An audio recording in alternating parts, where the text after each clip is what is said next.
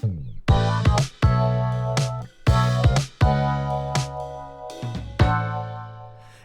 hello, everybody. Welcome to the Refresh Point. My name is Ben, and as always, I'm joined by my constant co-host, Steve. Steve, how's it going? Doing great. We're in the thick of the Weiss Schwarz competitive season, so we are playing lots of Weiss Schwarz, practicing lots of Weiss Schwarz. You know, we kind of are and aren't, in a sense, in that this is going to be kind of like the biggest break period inside of the season that there is going to be, because we effectively have like a month and a half that we mentioned before between Rosemont and Houston. And then every other time it's going to be like month to month to month to month, like about 3 weeks average between a tournament. Yeah, but if you're like me and have absolutely no idea how you want to read this meta, this extra time is super useful for really trying some different stuff. As well today, we're here with recent BCS Rosemont second place player, Bill. Bill, how's it going? It's going pretty good. All right. What's up with our Bills in second places here on the podcast? Anyway, Throwing some shade over here, I see. We'll be chatting with Bill about the current state of the game, how he felt about Out Buddha, and much more after you shuffle your decks, tap or cut. We'll get right into the refresh point with some breaking news, of which there is none. Cue the Chiron. There is no news. We are in the announcements waiting room. It's like in 2 weeks, and that's the thing we're waiting on. What is the expected announcement? Guesses, gang. Steve, we'll start with you. Yeah, so I think for me, I need to hear when Worlds is gonna be. That feels like the least they could do at this point. Also, we're gonna need some dates for the sets that don't have dates, particularly Eminence and Shadow, our next English exclusive set, so that we can figure out how much longer this god-awful meta will last. And hopefully not the entire season.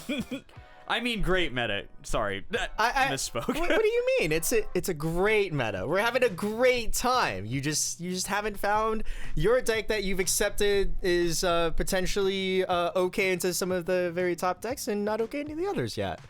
Unfortunately, Steve, if you look at the release schedule, we have dates lined up till March. So we're probably getting one set in April, and then that's probably it for the rest of the season. So probably getting a date for whatever the April set is, and then whatever releases in May will probably be after Worlds, so it won't be relevant for anything. I think they can shove it in. Like, they've done 2 releases in a month before. There's also some weird gaps in the schedule here where we have like nothing for like a month and a half between now and like end of January when they're releasing the next like actual release. Yeah, I don't know if they'll announce anything new for that with such a short time frame, but you never know. Maybe we'll get Girls Band Cry back. Yeah, maybe we'll get Girls Band Cry back. I've been waiting on that for 2 months. What happened to it, Bushy? What happened? It got delayed, and then it just got like indefinitely delayed and canceled. We have no idea what's happening with that. Yeah, it like fell into a hole after they were like, we gotta push it back for some reason. I assume production issues, and then we never heard anything again, and we're just kind of sitting here waiting. Yeah, I can't wait for Eminence to be like the new Blue Archive. Because or was it Blue Archive, or was it which gacha game had like the JP like release schedule where they're like 1 month before? No, that was Blue Archive. That release was a nightmare. They're just like 1 month before. What up, bitches? New set. Yeah, pre-orders open now, and then product gets like absolutely messed up. Yeah, for distribution. The pre-order was yesterday, and you're about to miss it. Yeah, and then because it was on such short notice, so many people got their product delayed, and it just took forever to get out. Like, I know a bunch of stores over here in the US didn't get their stuff for like a month after release, just because of how it was handled. Yeah, it was pretty bad. Cooked. All right, Bill, what are we thinking? What are we waiting for in the announcements waiting room? I want Sekai 2. I love that. I love that deck. I want to play it. Give me Project Sekai 2. Don't pull a Grisaya. Give us set 1 and then just abandon it. That was. Pour one out for Grisaya, truly. Yeah. They kind of just forgot about it. At least Saikano, they got all 3 sets, even though they're not very relevant. But Grisaya kind of just got left in the dust, and they just forgot about it. You know, if the power-up sets are anything to see, it's always possible to get it at some point. Well, like they've abandoned that profile, right? The power-up set. They've kind of just the concept of like a set that's a sequel set. Yeah. That just becomes so old that it becomes irrelevant. Well, like they've pivoted to the premium booster. They found a new way to just grab your wallet and squeeze the life out of it. And then they also pivoted back to the extra booster for GGO specifically. Yeah, that somehow worse. That one really caught me off guard, but with how they did the power-up sets in English, maybe we'll get Grisaya in like 2027. I can't wait for Grisaya Set 2 to come out in 2030.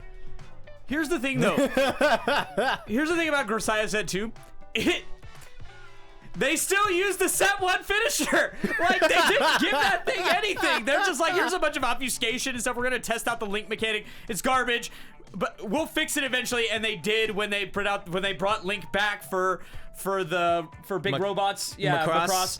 But I love how it's big robots. That's the thing that you refer it to when it's definitely kind of like a robot idol, like music, like anime thing. I don't watch anime. Okay, I don't watch anime. But all I'm saying is that when they release a new mechanic, it comes in 2 flavors. One, the most disgusting thing you've ever seen. We can never print it this way again. Or the most garbage piece of trash. We're going to fix it eventually, and the second version of this thing will actually be the playable version of it. But this thing, awful. I too remember the JoJo stand mechanic.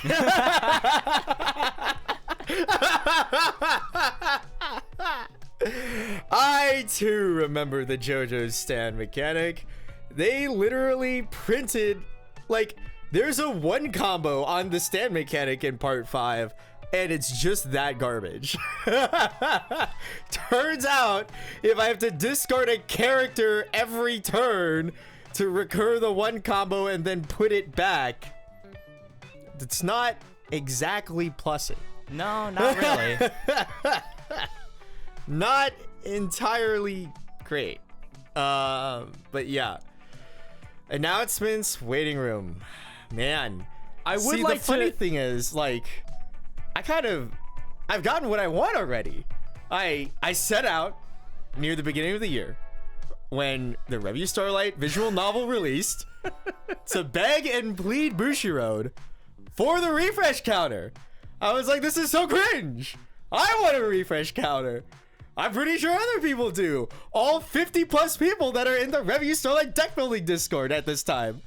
It was actually like 30 at the beginning of the year, so that's gone up by 20. Really funny. And now I got it. I have 2 copies. Only if you view like the growth of a cult as a positive. Which, I mean, it's as long as you're not hurting anybody but yourselves, I guess is fine. I don't know about not hurting anybody but ourselves. Shady blocked enough people in that path to Rosemont top 8. I think they felt hurt. I do hope they announce some more, like, we talked about it during the last episode. We have to raise the power level of the meta at some point. So we need to announce some sets that won't tear the entire game apart, but will start to move things in a positive direction. No, I can't wait for BAV 2. Somebody hit me with like day 1 BAV 2 or Blue Archive 2 the other day, and I was just like, oh, replace your vanilla attack with burn 1 5 times. Oh yeah, BAV 2 is very disappointing. I do not think that set is very good. That's funny. And the worst part was, I just got Weiss so hard, he didn't even pay for the burn ones. He mispositioned the card, and I died to the vanilla swing for 4. There's just like 9 clean off the. There's like 10 cards with 1 climax. I get the 2 block from the vanilla, and I just take 3 and 4, and I just flip over the last 7 cards, and I find all 5 of the climaxes there. Deeply funny. But yeah, we will see. It would be really, really funny if there was an English exclusive that kind of leans more towards, I guess, quote unquote English, or like non fully anime. Yeah, something like, because it's been a little while, right? Because the last quote unquote English exclusive was Guilty Gear before Eminence, right? Yeah, the last new one. Yeah, because it was like, it was Guilty Gear, and then we got Atla, which great. I thought great Atla was set. before Guilty Gear. It was. Yeah. Like before Guilty Gear was Atla. Before Atla, like a Western-ish Ruby. thing was like Adventure Time. No, Ruby. Ruby, yeah, Ruby was Ruby. Yeah, Ruby after Adventure. Yeah. So it's Ruby and then Adventure Time.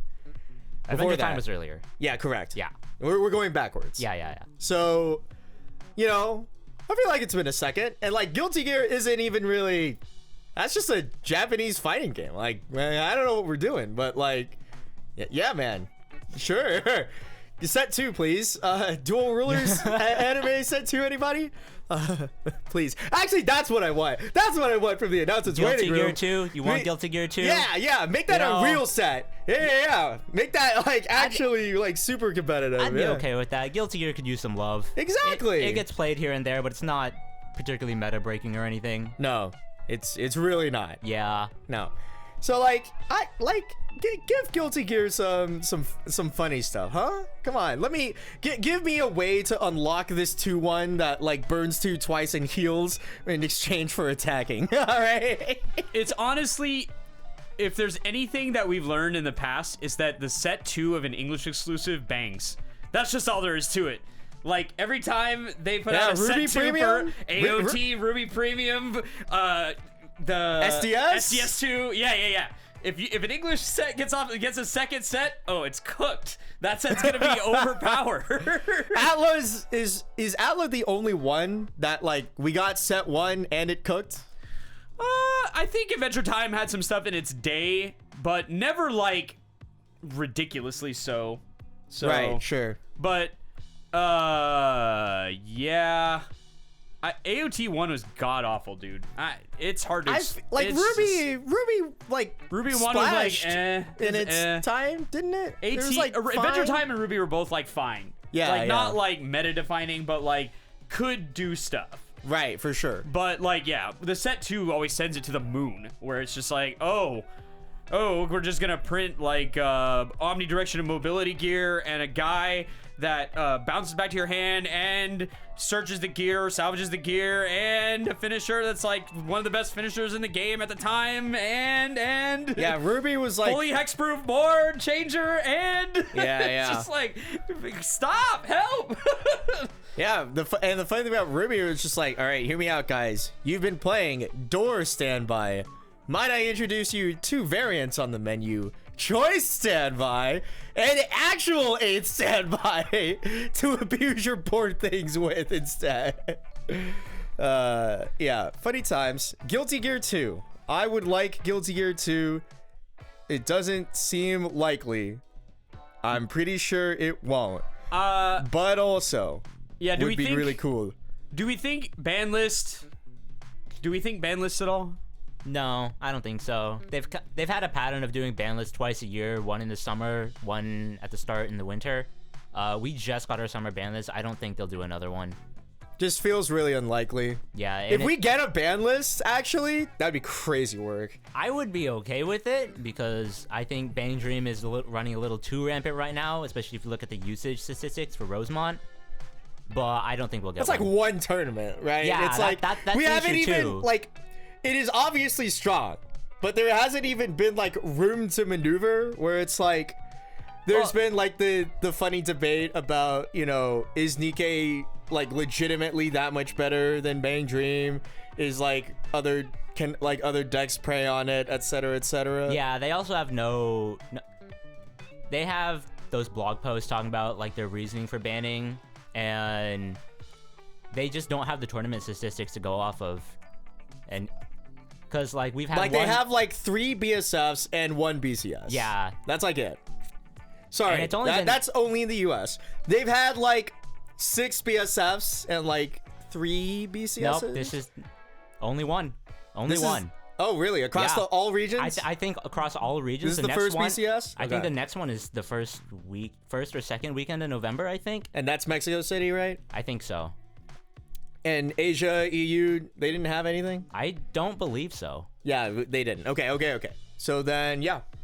They just have like a fistful of BSFs and 1 BCS. Yeah, we're getting this weird like gap where Rosemont is just a full month ahead of everything else, and then from this point on, as soon as Mexico City hits, we get one every week for the rest of November and early December. There's a little break at the end of December, which is sensible. Good thinking, Bushiroad. Do not schedule tournaments around Christmas. That's probably bad. So we get a little break at the end of December, and then from January to end of March, every week for the rest of that entire time period, tournaments, every single week. So the season hasn't really started and kind of doesn't until January.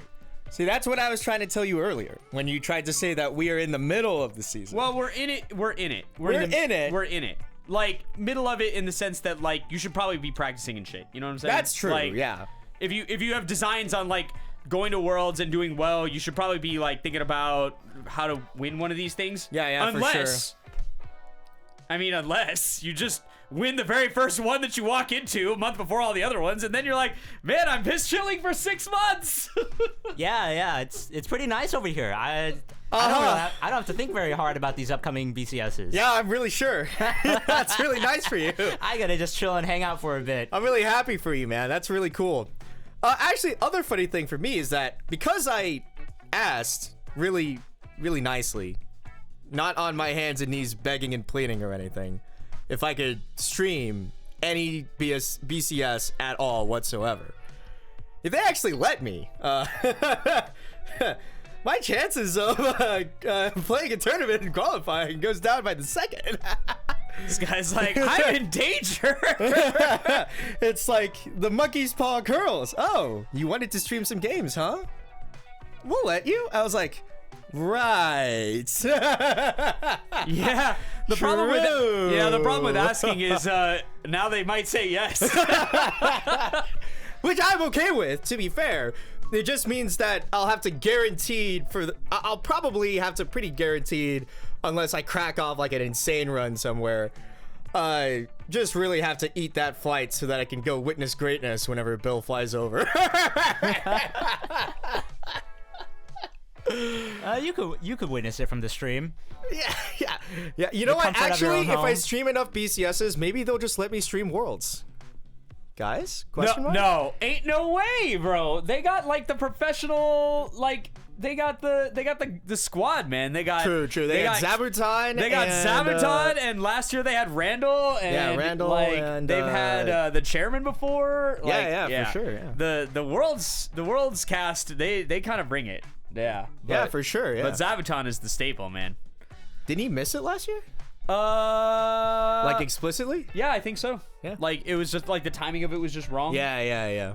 But Either way. yeah. Yeah. There's like a rotating cast of like, you know, the oldest goats that have existed in the English game. That's like, that's fair. Yeah. It's like unlucky. Maybe that'd be a cool refresh point at Worlds, guys. That would be incredible. They would definitely fire us before the end of the cast.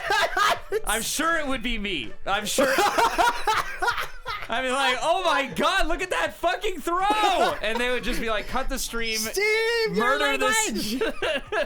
Your language, Steve. Yeah. God bless. Okay.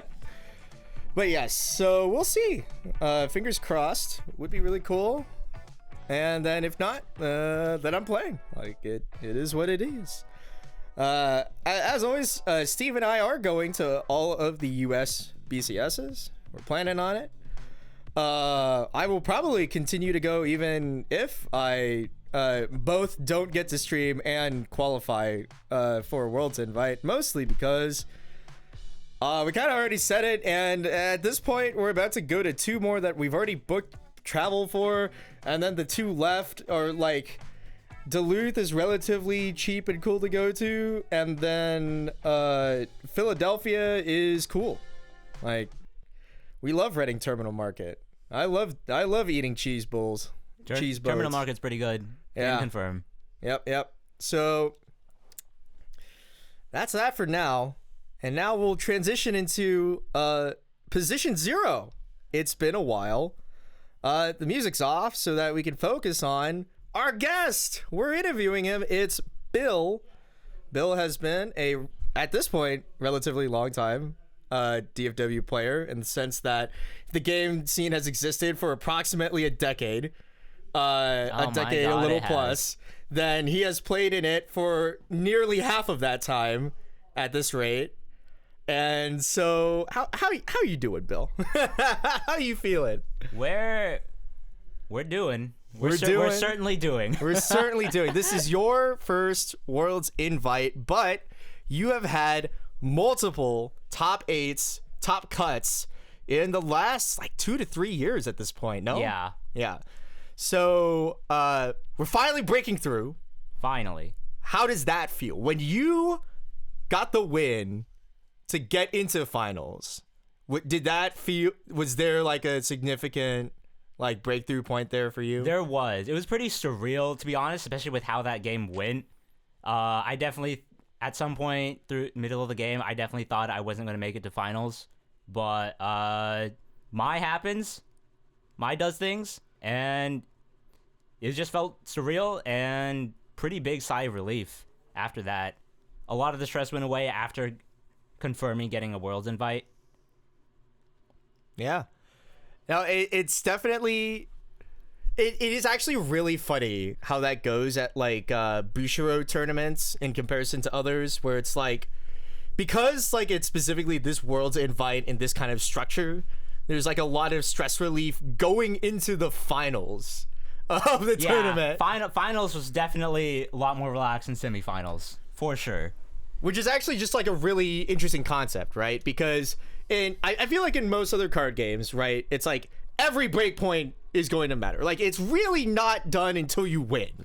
Yeah. Really. It's interesting because it's not like you're playing for nothing, right? You're playing for what is essentially the cash equivalent of like $2,000.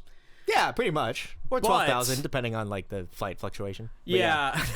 But it's one of those things where because the top 3 get Worlds invites, and because for the most part I'm sure there are plenty of players out there who are like, their Worlds is hinging on first, where like that 2K is like the difference between I can go to Japan or I can't go to Japan. But if you're fortunate enough to not be in that position, then yeah, the feeling, like the emotion dump from getting the qualification is just incredible. Because I got a 3rd place when I qualified, I never got that. It was high tension for the 99% of the time, right up until he died, and I was like, "Oh, thank you, Jesus." Yeah, nice. I think the funny part for when I did end up qualifying was that the relief from getting the qual to get into finals actually helped me play like a lot better.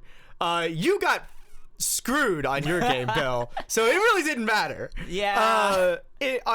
Because I had like a normal opening hand, like going to the finals, I'm like riding the high like sort of angle, I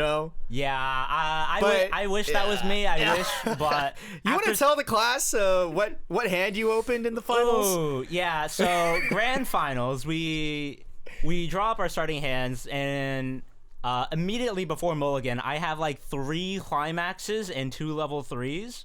So I pitch 4 of those, keep a climax, because I'm going to need that at level 1. And if they're gone, I can't draw them later.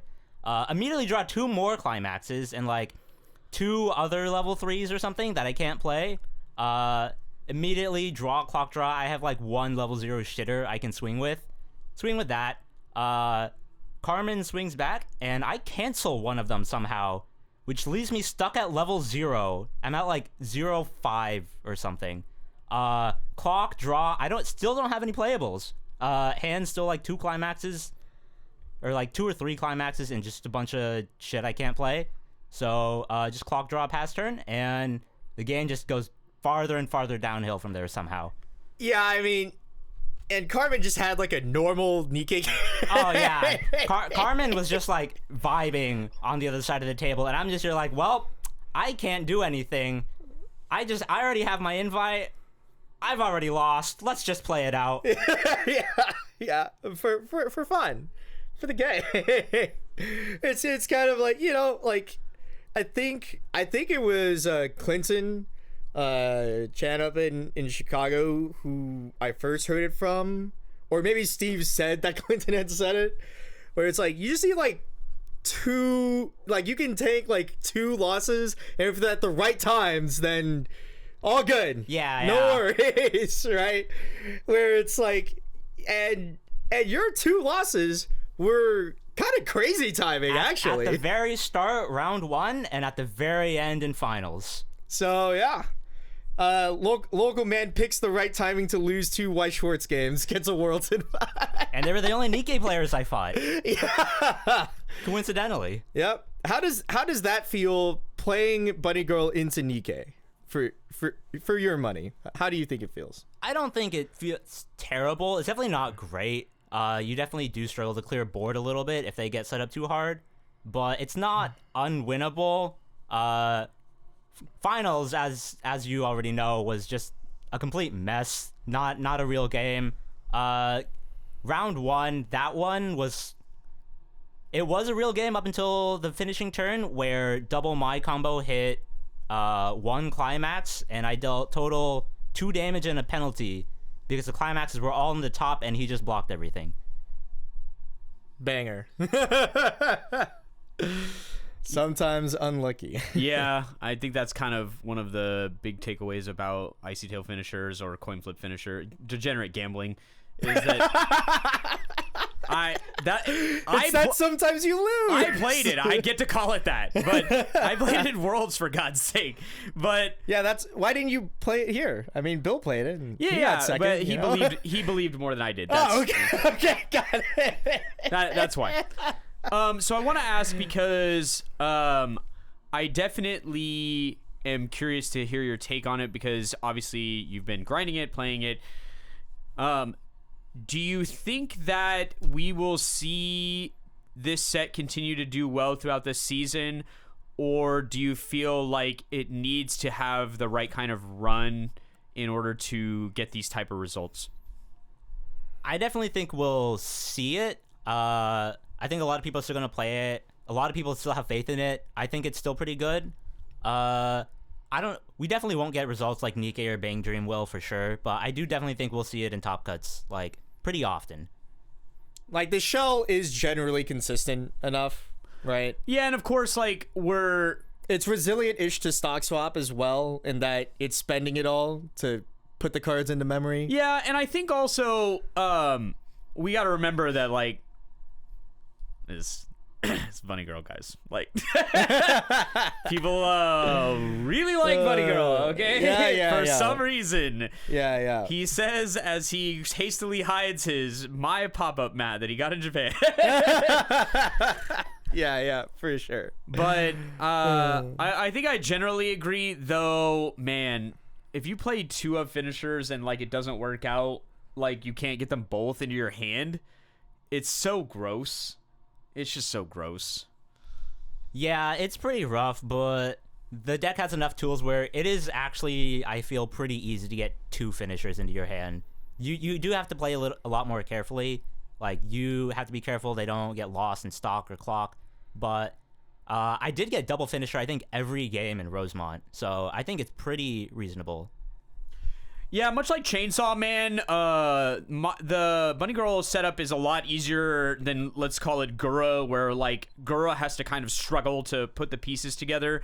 But both Chainsaw Man and Mai are both like, well, one of these picks up the other one, and one of these has an event that picks up both of them. And so you're like, okay, I could just pick them up from the waiting room, like, whenever. And so that makes things a lot simpler from the, or deck 2 finisher perspective.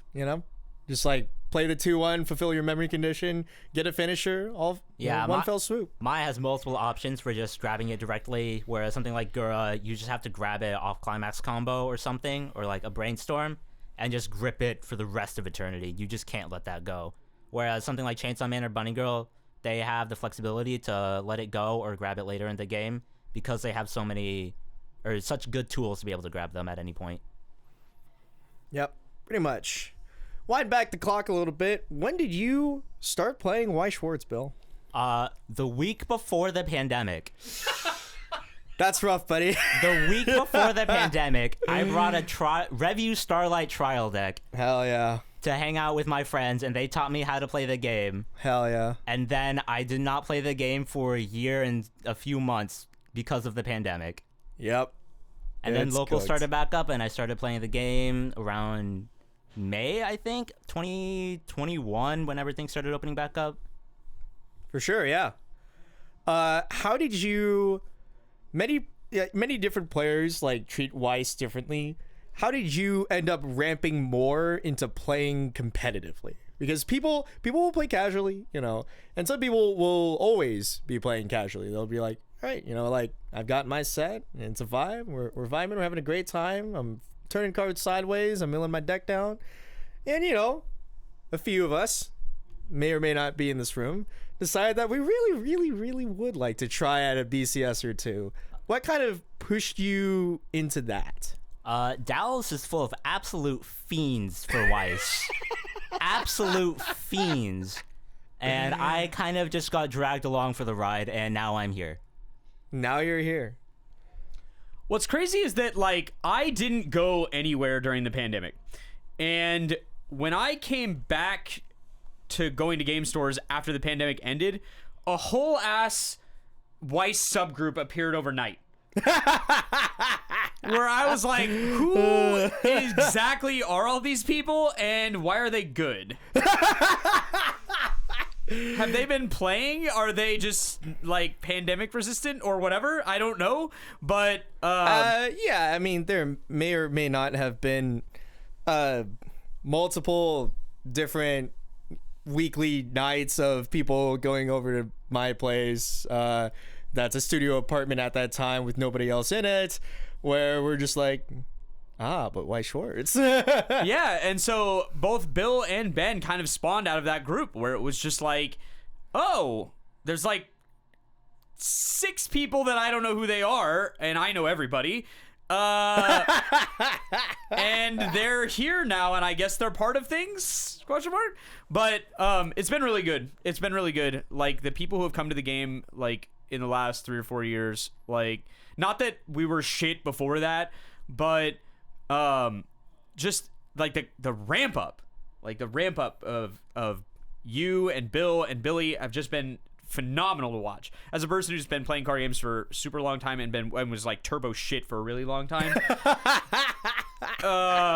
it's been really nice to watch. You guys picked up the game a lot faster than I did, figured out what was good a lot faster than I did, and part of the reason why DFW continues to produce so many good results is because there's so many of us and we're all trying hard. So yeah, I mean, it's phenomenal to see. I think of the people who are really grinding hard, I think most of us have qualified for Worlds at this point. It's definitely getting to be more have than haven't. It was really, truly funny. 2 weeks ago, we're at one of the locals, and somebody is introducing a newer player to the people that are there, and he's just like, all right, the guy that just left, he won Worlds 2 years back. He was second place in that final. He qualified, he qualified, he qualified, he qualified, he qualified, he qualified, he qualified. I'm the only one who hasn't qualified yet. Yeah. Shout outs to you, man. You know who you are. You'll get there. I believe in you. I believe. And so what were your first competitive sets that you were playing? Cuz if you've listened to this podcast, you might be under the false belief that Review was like a cookable dark horse for an extended amount of time. However, I would like to remind everybody listening that the 2 sets that made it close to playable did not release until like 2 sets? You mean the 1 set? The 1 set that made it playable. You would like both, right? You want the clean cut, you want the healer. Like, you don't need those. I guess you don't need them, but they came out in like the same period. It was like 3 months apart or something. Yeah, right? in English, correct, they came out in the 3 months. But that's what I'm saying, right? Like in the English language, you could not. Yeah. There was no choice to cook with it until the third absolutely set. not. Absolutely not. So what did you actually like choose to pick up and play? I think the first set I played like seriously competitively that like I genuinely was trying was probably Gura. Like right when that came out, I played Stand by Gura for I think that whole season. Hell yeah. Yeah, I remember this around the same time that we were discovering like Choice Gura. Bill was grinding Stand by Gura, and he was playing it into like the first that whole competitive season was just nothing but Stand by Gura for a lot of people. But yeah, I coming to the game at like that time where like Hololive is just exploding in popularity is such a unique like moment in time for Weiss Schwarz, in my opinion, because it was just like, oh no, there's like 25 builds of this set and everyone's playing them simultaneously, so the meta is Hololive something, probably Gura, doesn't have to be. Now, and the funniest part too, is remembering the old like the Hololive like climax prize cups, whatever they called them. I don't know if they were. I don't think they called them. Yeah. I don't even think they called them title cups. They were just like, you got 2 climaxes on entry, or a climax on entry. No, you got a climax on entry. You could like fight for like a foil one, and it was really deeply funny. I was driving down with Billy to Austin, and I literally just brought my playset of Hololive.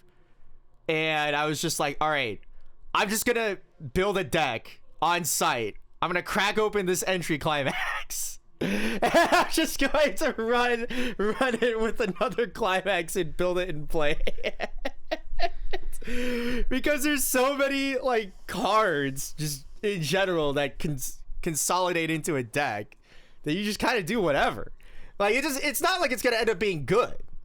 But there's a lot of decks. Yeah, Hololive is very versatile. I think at BSF this year, I fought, 4 or 5 different Hololive players, and everyone was playing a different build of Hololive. Yeah, man.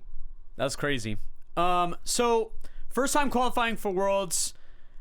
What... It might be early, like, to ask, but I'm going to ask anyway.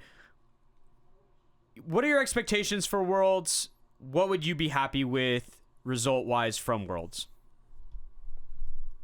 At minimum, I think an X2 going out of the last round would be like what I'm aiming for at minimum. But obviously, like, we're trying to make top cut, we're trying to win. Like, we're gonna try as hard as we can to get as far as we can. But in terms of just like being satisfied with the run, being realistic, I think X2 is like the baseline of what we're aiming for. See, all I wanted to do was just not go 0-2. That was I aimed too low. I just wanted to not embarrass myself. That's my goal in Worlds generally. Oh, man. It's like, I don't want to go and just get absolutely clapped. But, yeah, I think that's the right mentality. I think Ben's phrasing of it is by far the most perfect. It's like, if you can't even envision yourself winning, how can you possibly win? You have to believe. You have to at least be able to, you have in to your believe mind's eye, you in have the to delusion. at least be able to see yourself winning. Because like that's the only way to do it sometimes, where it's like, even at this previous Rose Pond, where I'm just like, we're having a bad time in general, like with some of these draws and outcomes. Like, I ended 4-3 by like some of the most back and forth scam outcomes in the universe, where I'm just like, okay, so in order to win from this position, I would need a top deck cancel 3 times in a row. Now that seems incredibly unlikely, but that is the line. Sometimes you just gotta be a little delusional and believe, or very, very delusional and lucky. Yes. Yeah, pretty much. The Weiss is a game that unlocks that, I think, a little bit more than some other game outcomes, where it's truly difficult to be in a full checkmate scenario in Weiss. Yeah. Like, if both players are playing the game normally and can like look at their own climaxes, it is fairly difficult with most of like the finishing setups right now to be full on checkmate. Right? You can't live. I think it's very, very rare for you to be in a position where you just can't come back at all in Weiss. Yeah. Yeah, as we like to say, the game desires drama, and frequently it will have it. So it's part of what makes Weiss really fun to play in a tournament sense. And it's also one of the things that can be the most frustrating about playing Weiss, is that a lot of times you'll feel like you're in a winning position, but like the reversal can happen so rapidly, where, you know, everything's fine and then like odd chunks, and now it's like, well, now everything is not fine, and if I don't do something, it's gonna get worse. So it's important when you're playing competitive Weiss to like remember that the game is never quite over, and you need to try and stay focused on the game as much as you can, because you can't lose focus when you think the game is lost, because I promise it's unlikely that wherever you start to lose is the end point.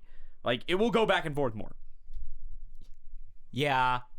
One of the things I've learned is definitely, no matter how much of a lead you have, do not get comfortable. You can just die.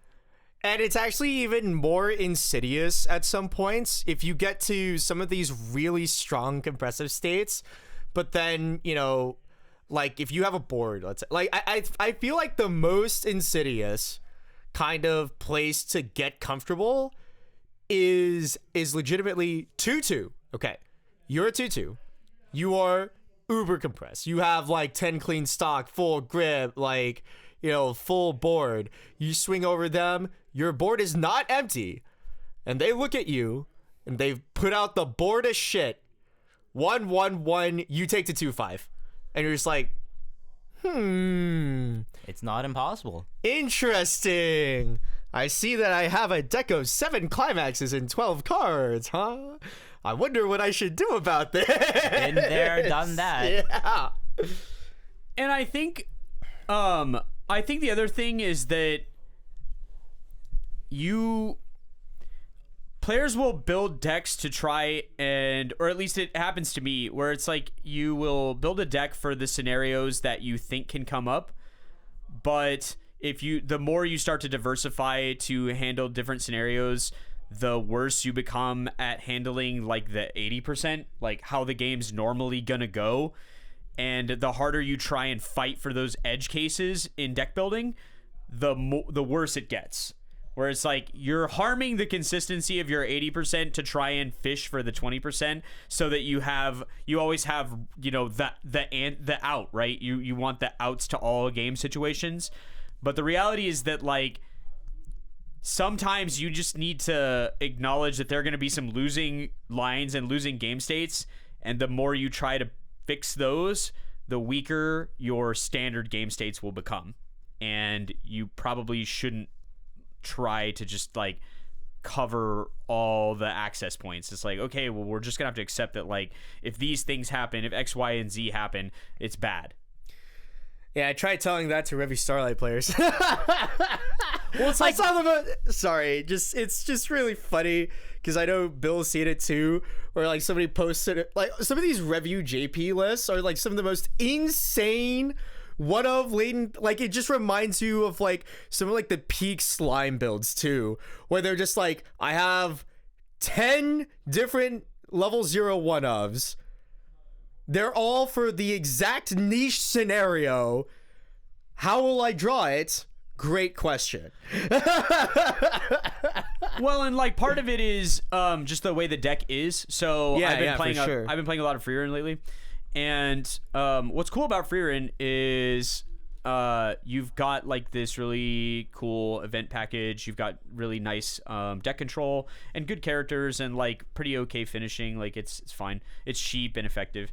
But like one of the holes in the set is your level 2 game is kind of not good.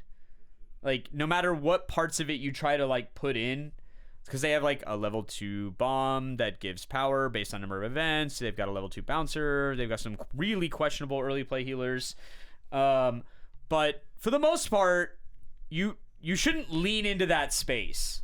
Like you should just accept that like your level 2 game's just not very good, and like you don't have the deck slots to improve it because there's so many events that they hoover up all the extra spots. Like where those cards would go is like events that do stuff for your deck, downgrade event, stock swap event, whatever.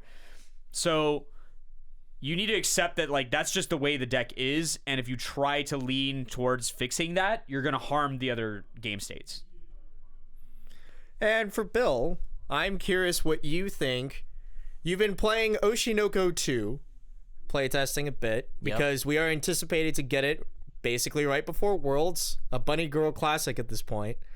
For that deck, what do you think? Is there like a weak point to it that you would not want to lean into?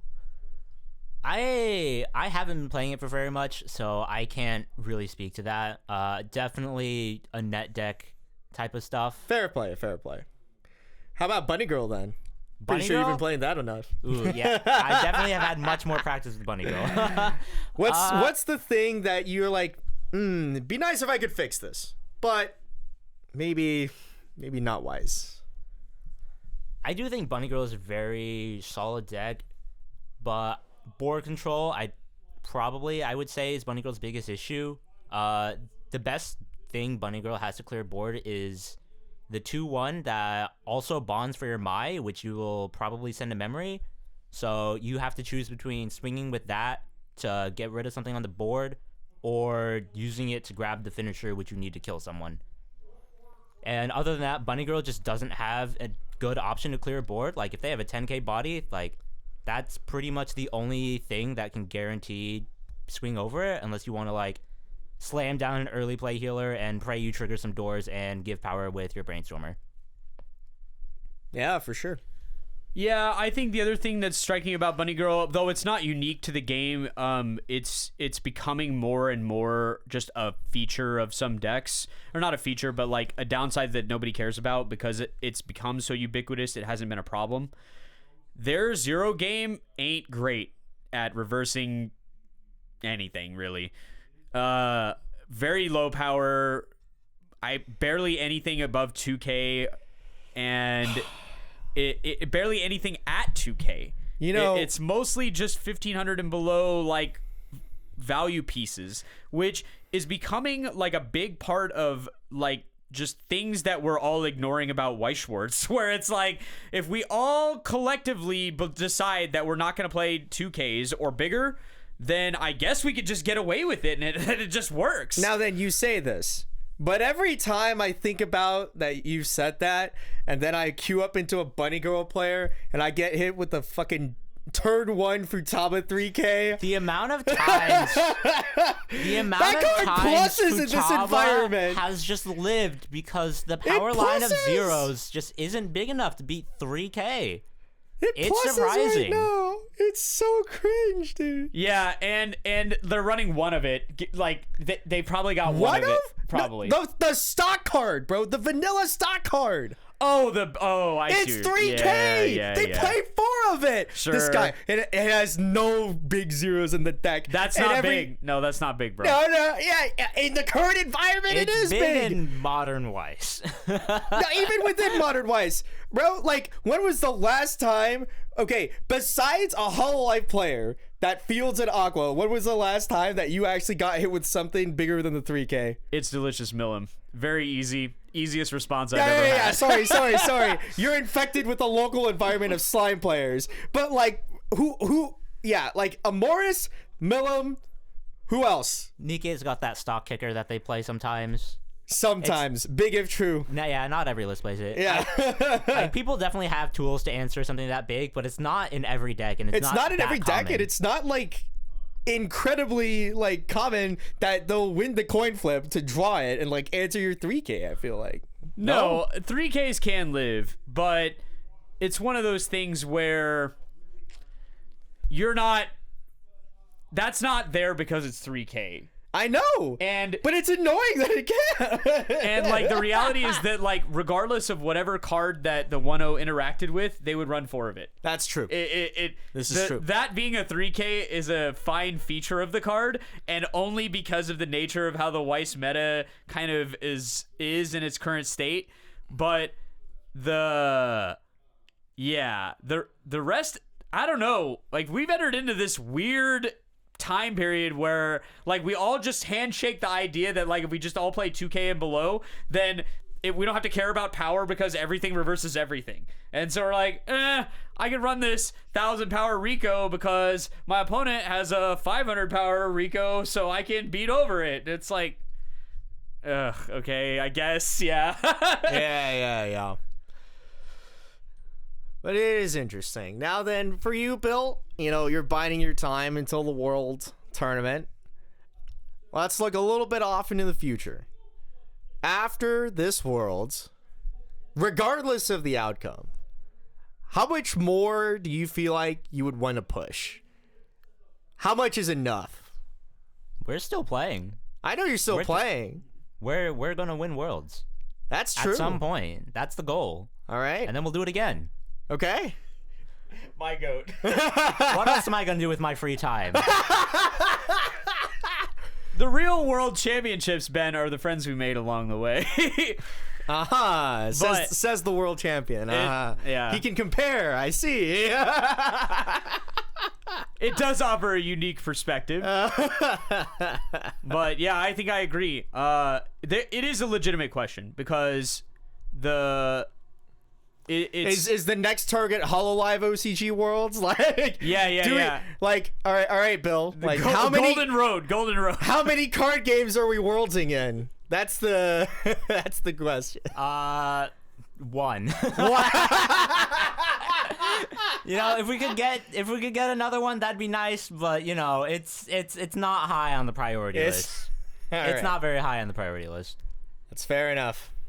It's like all these people that are in that are in the Refresh Point comments that are like, are you gonna Golden Road, win Shadowverse Worlds, win whatever Vanguard Worlds? Okay, Aaron was not mentioning different card games. No, but there have been people who have. They've been like, really? Yeah, and it's like, guys, do you think that, like, the people who are winning those events just aren't playing as hard as I am at this one thing, and that somehow I could casually play their thing as good as they're playing their thing at the highest level? Yeah, just be Sonic Fox, but card games. I don't know. Yeah. I don't know how this is a difficult concept, Steve.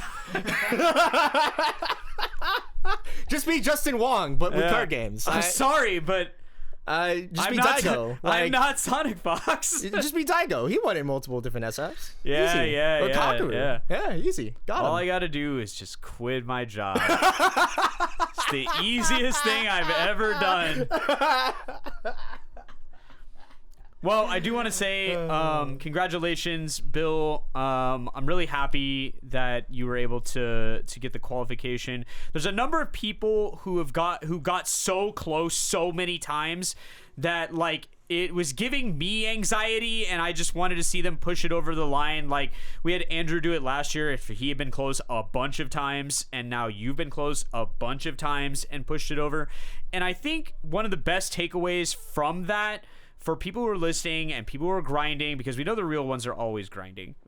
Like this, it's a spike heavy listener group, and Except if you're not, and we still love you. of course, but it's just a testament to if you just believe that you can do it and keep pushing. You know, if getting close is the sign.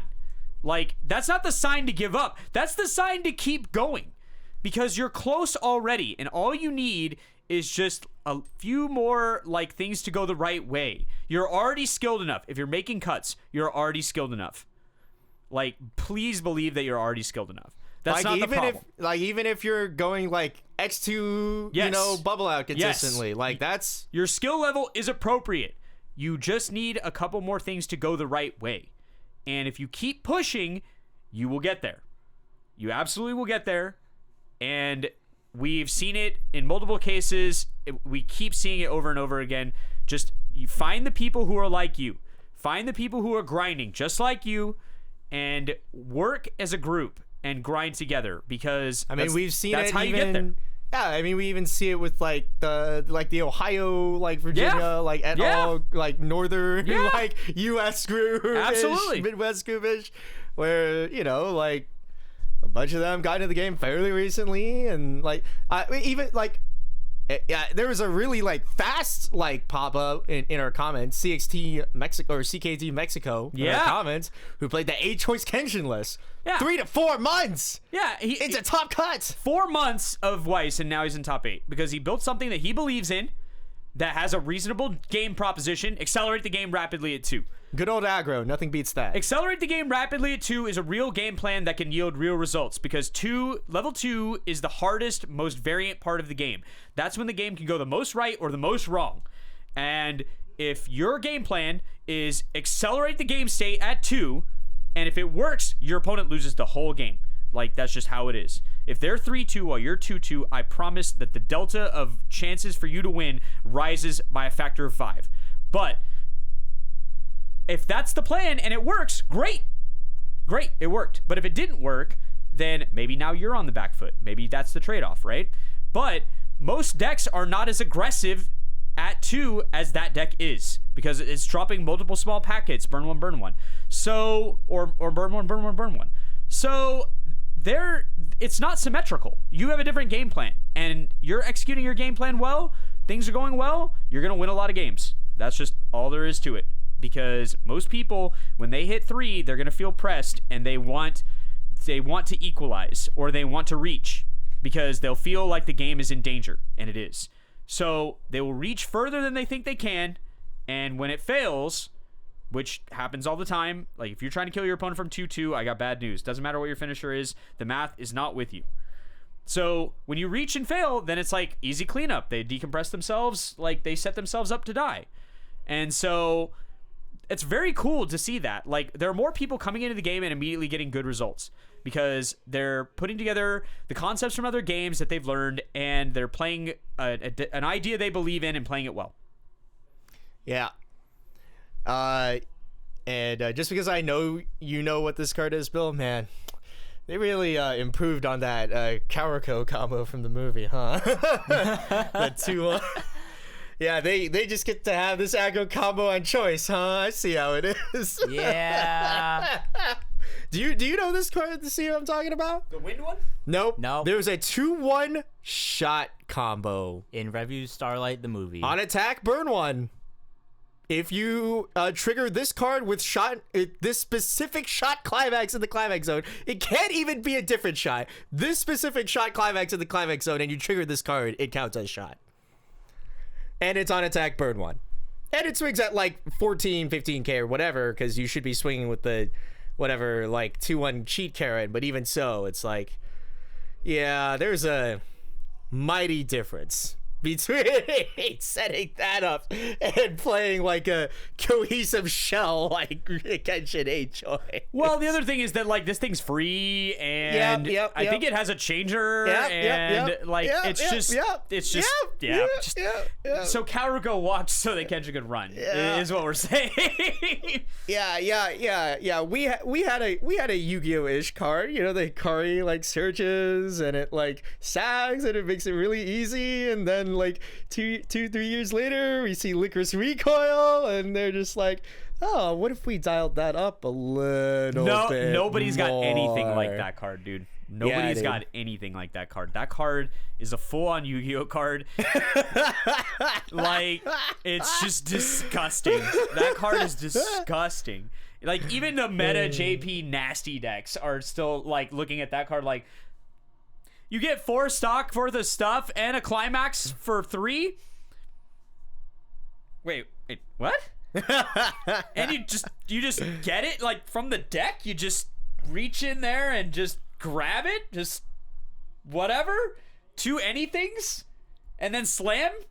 If you already got them, you search one. Yeah. You only get to search one, but you do get to free play both from your hand, correct? Yeah, and the search doesn't have to even be one of them. If you already have them, you're like, oh, whatever. Yeah, true. Just get whatever. Yep. So, yeah, and get a climax. It's great. It's a great card. It's a great card. May we all be so blessed. Yeah.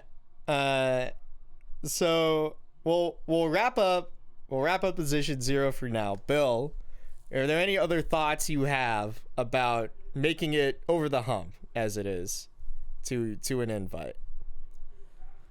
Just keep playing. You just gotta keep playing. You just gotta keep trying. It's a numbers game out there. Like, not everyone can make it every time. Like, if there's a ton of good players, you just have to keep rolling until you're the one who makes it. Yeah. Unfortunately, we're playing a trading card game. It do be a little bit of numbers. There is luck involved. We're playing a card game. You can't deny that. Sometimes you just have to roll higher than your opponent. Yep. All right. And finally, for today, we'll cap off a little bit with the Spike Corner. It's our favorite place. We've been here in secret the whole time. If you've listened to this entire conversation between all 3 of us, you'll know that we've been here the whole time. But in particular, I actually do want to bring up before Eminent, right? Anticipating everything else, what would be that world's meta? You know, Future Sight, turned on. What does it look like? So, it's interesting because it's really hard to eyeball, because what's about to happen to the English meta never happened in JP. Because what happened in JP was a bunch of the sets that we're about to get were released in Japan.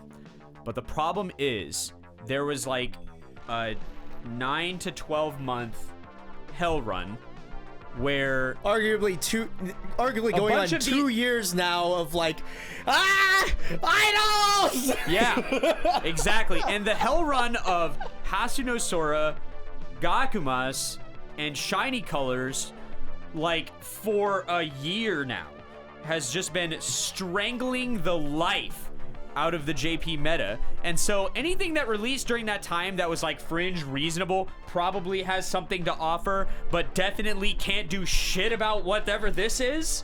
Those sets got ran over.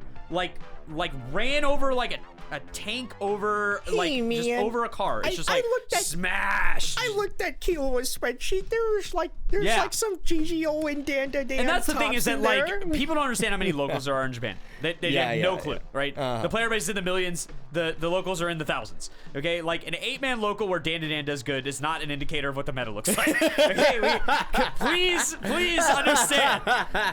There will be a screenshot on Twitter of every set at some point. It's just like the nature of how the way the game is played. But so Fairy Tail and Dandadan were released into this hellscape and they both got incinerated. But that will not be the case in English, and I think both of those decks have something really reasonable to offer.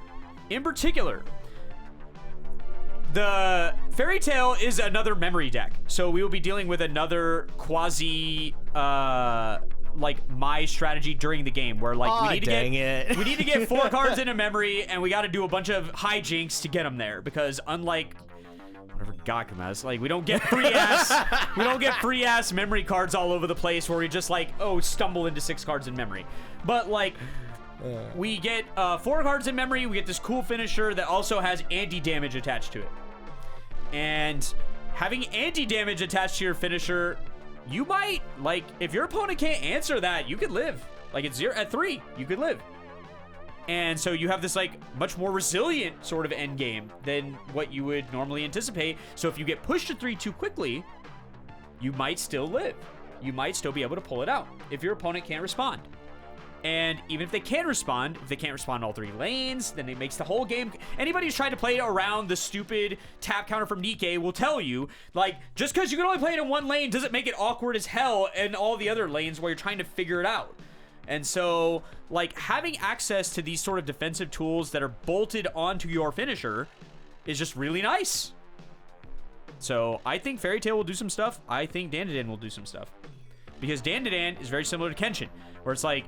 We have this game plan, and the game plan is crank the speed of the game to maximum. I have 8 bars, and I've got fusion.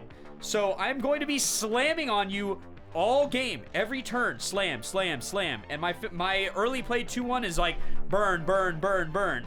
So they're just gonna, it's another Psycho deck where it's just like, we're gonna turn the treadmill up to maximum, and either you're gonna fall on your face trying to keep up, or you're gonna set a new mile time at blowing me out of the water. So like, that's the way it's gonna go. So I think it's great. Bill, what are you thinking about the world's meta or the future meta? I agree for the most part. I think a lot of the sets coming out that didn't get a chance to shine in JP because of everything else that was running rampant, I think they'll be able to make... They'll have some showing at the BCSs, I think, and competitively, but in terms of, like, S-tier decks or, like, the very, very top, I think Oshi is really the only one that's going to make a splash in terms of sets we know for, like, the very, very top, and that... isn't legal for any North America regional. It comes out after the week after Philly, and I think it's available for 1 or 2 other regionals in outside North America, and so it's really only there for Worlds, and I think that's the only set coming out that we know of within that time frame that'll make like a big splash. Everything else I think will be like, it'll be here and there, but it won't be at the very, very top. Yeah, I think I agree. The Oshinoko finisher is disgusting.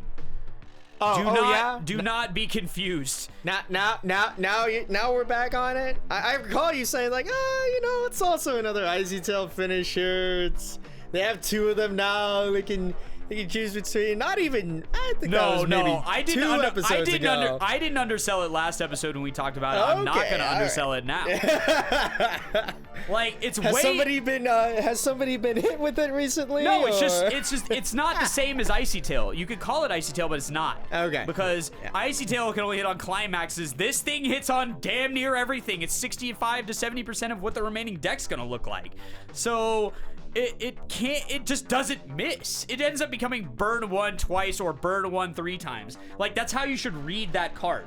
Like, don't read it as like, oh, maybe some shit. What? No, it won't. No, it won't. Nothing will happen. You'll just take a bunch of damage. That, man. Bill? Don't discount the heal either. Like, if you get shot to 3 first and you jam Akane down, like, that heal can matter.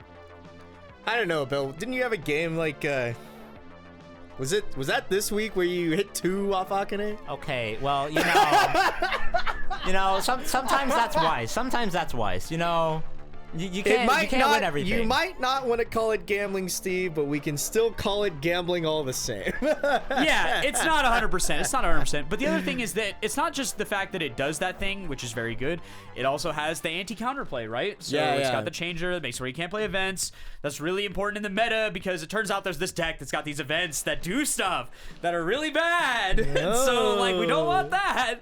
So and OSK is actually going to introduce 2 decks to the meta, or back to the meta, we'll call it, for the 8 choice deck.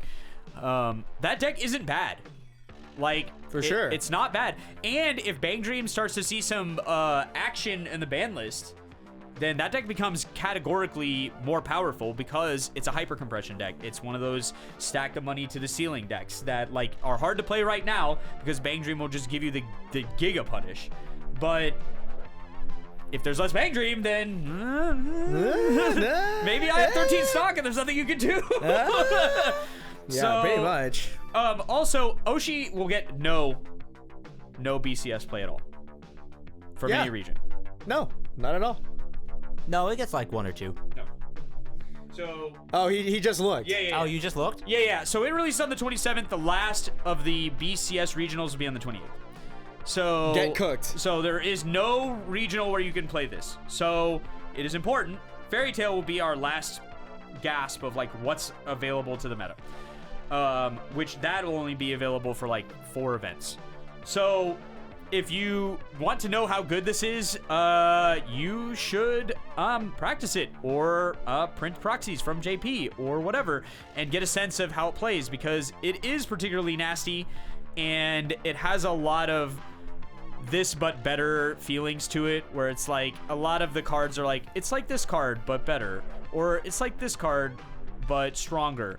I love this brainstorm that mills 5 for the only 2 climaxes that you were incentivized to build for salvage, and then at the beginning of the opponent's draw step, you can flip the top card of your deck. If it's a 2 or higher, you bounce your middle slot with the 1 combo that lets you end the attack. If you grab a 2 or higher, check your top 3 and just kind of rearrange that a little bit. You might want to put a 2 or higher on top of the deck on your last combo attack, and that's interesting. I've gotten my 1 combo back in my hand for fun. Yeah, there's a lot to like there. The being able to rearrange post attack is not reasonable, and it wasn't reasonable in Spy, and it's certainly not reasonable now. And so this thing is like I said, this is just Spy, but better because you get to dig and rearrange instead of rearrange and grab a card from As it the turns rearranged out, stack. As it turns out, cheating has always been a powerful mechanic in Weiss Schwarz. And the more that they introduce it into various things and ways, the more that people recall that, cheating's pretty good when they legalize it. Yeah, and the other thing is that if there's one thing that will make you consistently lose in Weiss Schwarz, it is triggering climaxes during your first attack. And so the more I see it, the more I come to believe that decks that are able to avoid this due to some kind of mechanic that they frequently have on board, like the Bang Dream Brainstormer or some kind of nonsense where it lets you check the triggers, like absent any with anybody, checking triggers is the fastest way to ensure that your win percentage will tick up a couple percentage points, because triggering on attack 1 after a certain point in the game just means that climax is gone forever until you decompress at 3. Like, it's just gone. If you're attacking from your level 1 turn and you reveal a climax with the first attack, that thing's gone. You are now a 7 climax deck. That's just how the game is. So being able to avoid that in any meaningful way, or being able to like summon blocks by reordering, is just gross. It's gross. Yeah, Oshinoko just has a lot of really good tools in general, and that 1 combo is very good. But small side note, it is on attack as part of the combo. True. It is not end of attack, the rearrange. Yeah. So you get your clean trigger. Yeah. What is it? Although Bill here knows, good old Giraffe, nothing beats that. Giraffe's pretty good, yeah. We like Giraffe. We like Giraffe. We like Giraffe. We like cheating Karen. These cheating stage girl players sitting on the left of the couch here. There just can't be a better feeling than playing that thing and seeing 3 clean triggers and being like, that's that. That's that. Go to attack step. I think the part of the reason why, like, it's really funny. This last week, I went to locals, and like, there's the Len PR right now for winning the tournaments, right? And I was like, okay, well, Slime's technically better. I should play it, and like, it's probably better to try to win with. Then Monday, I just like eat absolute garbage. Just like the absolute worst setups, except for the one game where coincidentally I just beat Steve in it. But like every other game for the most part is like and then like on Thursday I was like, I'm tired. I'm pulling out Review Starlight.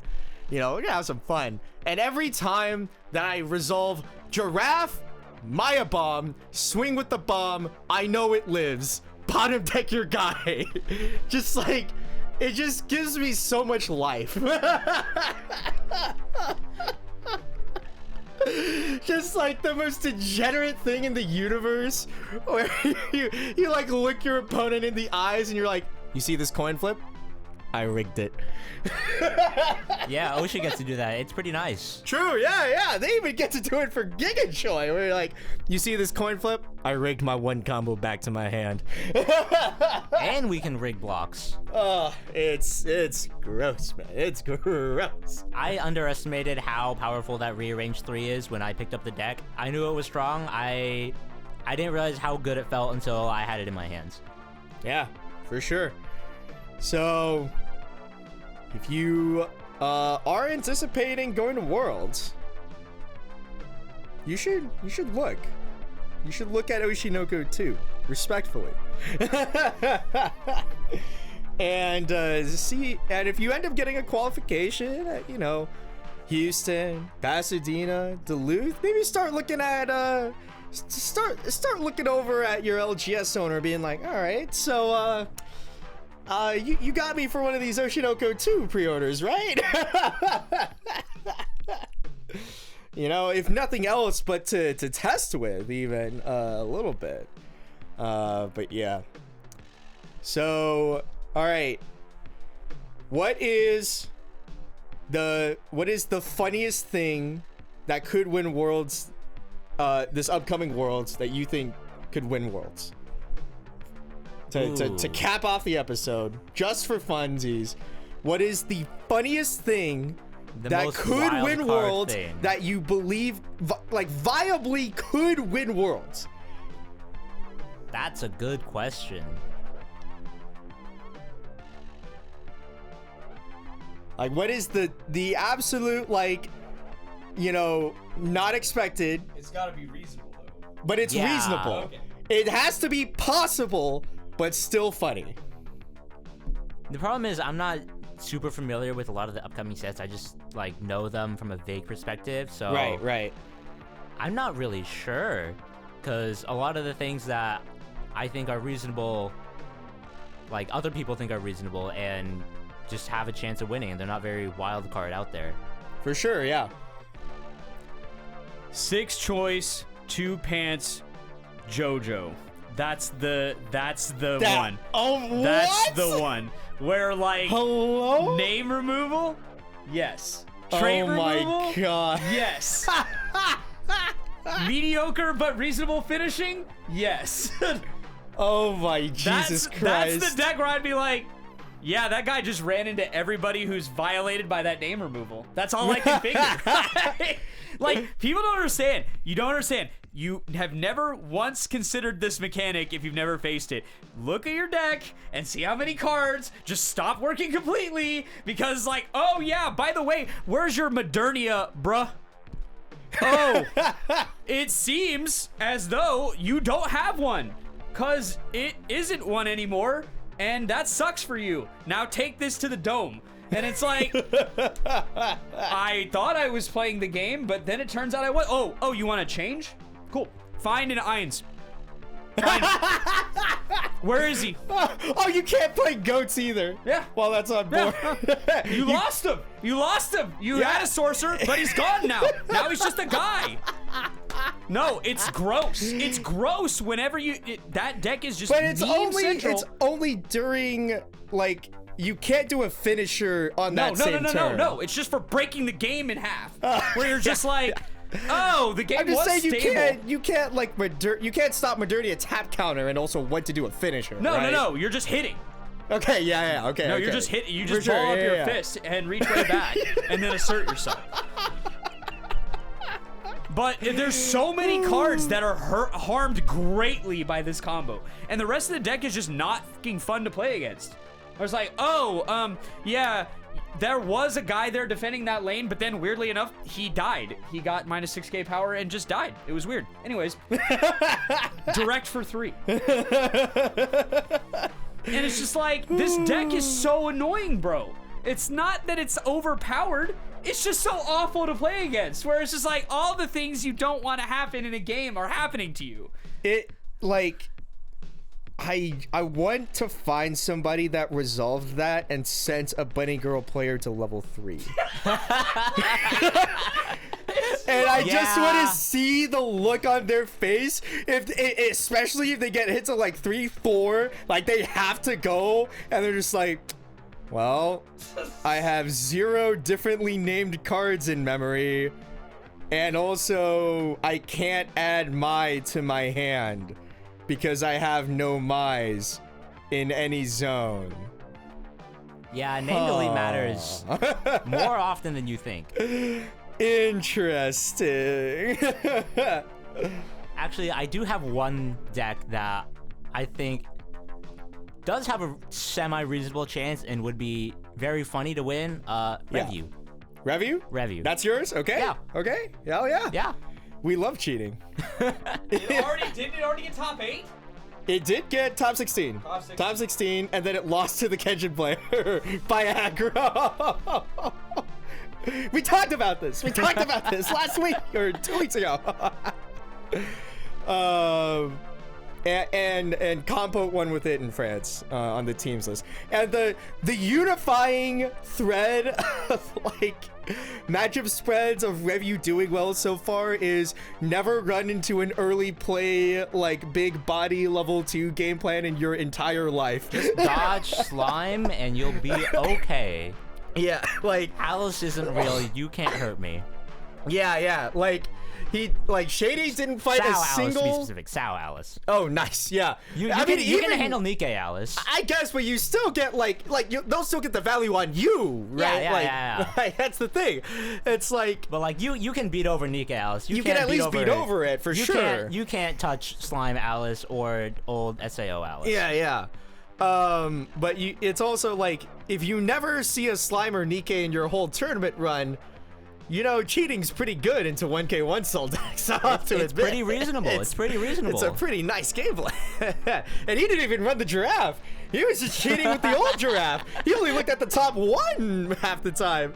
And he was still cracking off, just blocking. So, you know, easy. Got him. All right. Well, Bill took the one that I expected from him. Were you also going to say review? I was going to say it if you didn't say it. I'll say that much. Well, so what are you going to say now? Now we consider the funniest thing that is still like fringe reasonable, at least. I just think it would be really, really funny if Dan or Makaine like wins Worlds. Like, just like if a player resolves the level 5 mechanic on stream and then wins, that would just give me so much life. You know? Don't they not even play that card though? For the most part, I think they play like a different build, but if somebody did put together 8 pans and like made a run with it, that would just that would give me so much life. Like, I don't know about finals, but it would be very funny to see that on stream at Worlds. Yeah, that's what I'm saying, right? And like, it's like if you win Worlds with that mechanic, like you're just high on life. I just can't. There ain't no way. That deck doesn't even have a finisher, right? It's just like, make the game longer and hope it works. I mean, it's burn 2 otherwise, right? It's like whatever. Sure, but like, I mean, we're not picking that till we're level 4, right? Unless we gotta send it at level 4. You can do both, right? Yeah, like yeah. you can both you can both like make yourself able to go to 5 and burn 2 like in a different lane on the same turn, right? Yeah. So it's like, but yeah, that's crazy, dude. Yeah, I think it would be the funniest thing. I will say, having an entire extra level of damage might make you be able to disrespect the game in a fundamental way. You have to clock yourself like 3 times. Yeah, so it's really like half a level. Yeah. You get half a level to work with. But you could heal that 3 off. Oh, true. I don't know how reasonable that is. I don't know the card set, but theoretically. Yeah. So we'll see. I'm pretty sure I have some ambitious deck building responsibility in that space already.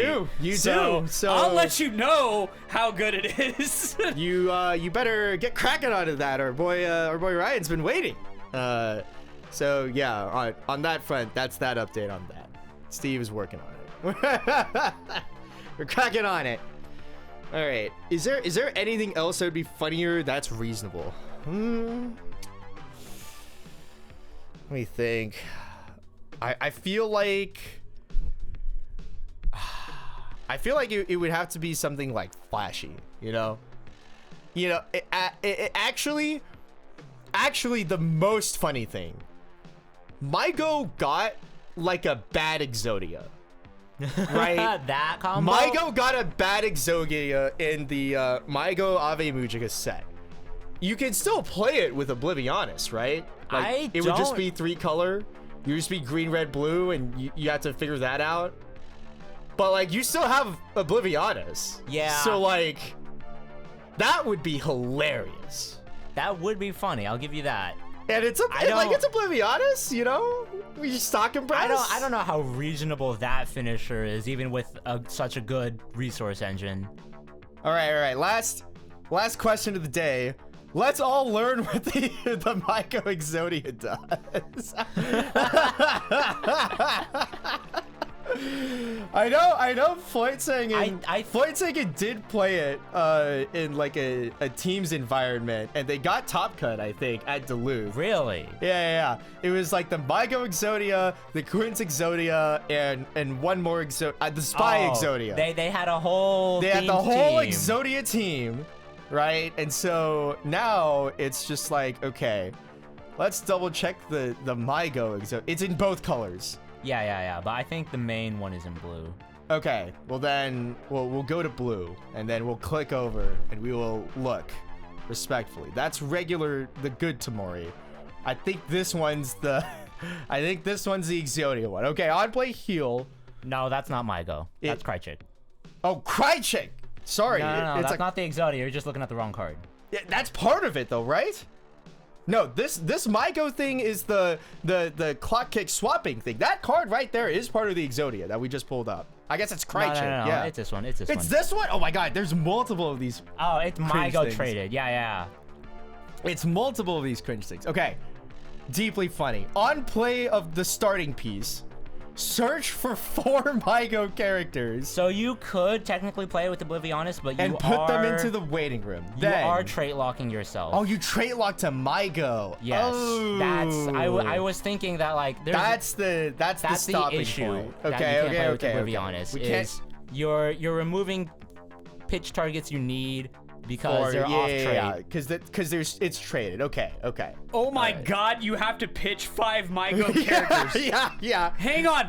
I draw 2 climaxes and insta-lose the game because I don't have 5 Mygo characters in my hand. My entire deck is Mygo. I just have no luck whatsoever. Yeah. All right. Then yeah. I think we've locked down the funniest things that could win Worlds. I think, unfortunately, though, if it's Review, it would have to be like you or Compote Salty if Compote wins It's an not going to EU be me. regional. I am not taking So, Review. yeah, I think I will say that now. I'm not it's taking pretty. Review. I know that, so it's pretty cooked. I fear. I think we know most of the Review players on this planet, and there's only one currently qualified to the World Tournament.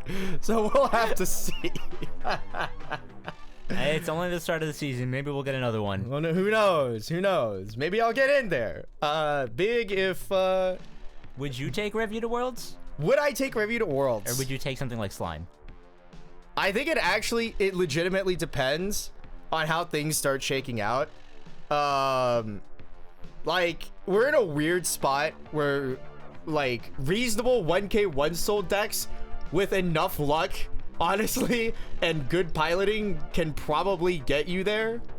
The amount of luck just scales higher Yeah, the worse yeah, the yeah. 1K1 Soul deck is, you know? Yeah, Where for it's sure. like, you know, like the Kenshin deck, you did some amount of luck, but it wasn't like extremely high. I would think that with the review list, you would need a level higher of luck or two than like say the 8, and not even that 8 choice Kenshin is like a normal 1K1 Soul deck, but it's not like the very top tier, right? Yeah. If we scaled that, it's like there's tier 0, 1, 2, 3. Like I would put review in like tier 2, 1.5-ish, and you're just like, you need a lot of things to go right here. You need like a good matchup spread. You need a block at level 2. You need to like, you know, you really need to get everything going. But also when you do, it's like the most disgusting thing imaginable.